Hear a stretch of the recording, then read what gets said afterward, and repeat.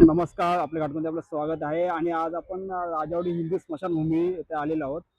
हा आपण बघतोय फुटपाथ आहे. हा लोकांना चालण्यासाठी फुटपाथ आहे.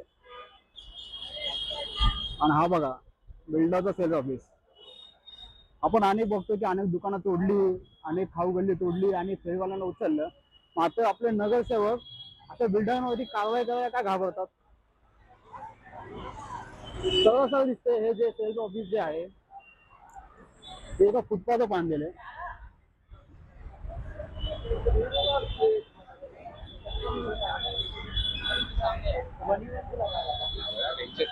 या बाजूला हिंदू स्मशानभूमी, राजावाडी हिंदू स्मशानभूमी जे आहे त्याच्या बाजूला हे सेल ऑफिस आपण बघतोय.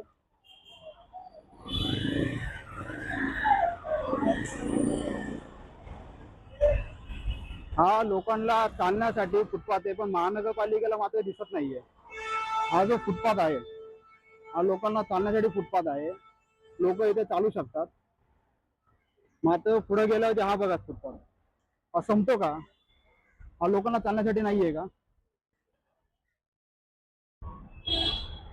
आपण हे सिवर लाईन पण बघतोय. सिवर लाईन बघा कुठे सोडली. आता याला महानगरपालिकेने परवानगी दिली होती का? महानगरपालिकेने तर कोणती परवानगी दिली याला? ही जी सिवर लाईन जी आहे ही गटार सोडलेली आहे आणि वरून जे फुटपाथ वरती कंटेनर टाकून आपण ऑफिस टाकले. आता हे महानगरपालिकेला माहित नसेल का? एक बिल्डर येतो, आपल्या फुटपाथ वरती ऑफिस टाकतो. आता यांना भाजीवाले, फेरीवाले यांना बिंदा दिसतात की भाजीवाल्यांवरती, फेरीवाल्यांनी त्यांना कारवाई करायला एकदम लवकर जमतं. हे बघा, सरळ फुटपाथ वरती मस्तपैकी ऑफिस मांडलेले आणि सिवर लाईन सुद्धा एक नाल्यामध्ये सोडली गेली आहे.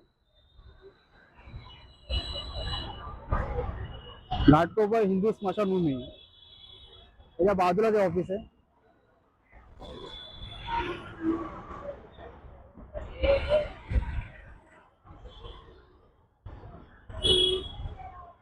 अनेक नगरसेवक येतात, फेरीवाल्यांवर कारवाई करतात आणि सांगतात की आम्ही फेरीवाल्यांनी कारवाई केली. मात्र हे जे बिल्डर आहेत ते कुणाच्या आशीर्वादाने चाललेत?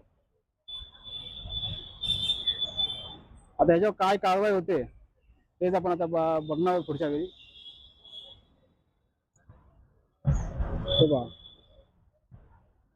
सिल्वर लाईन आणि फुटपाथवरती ऑफिस.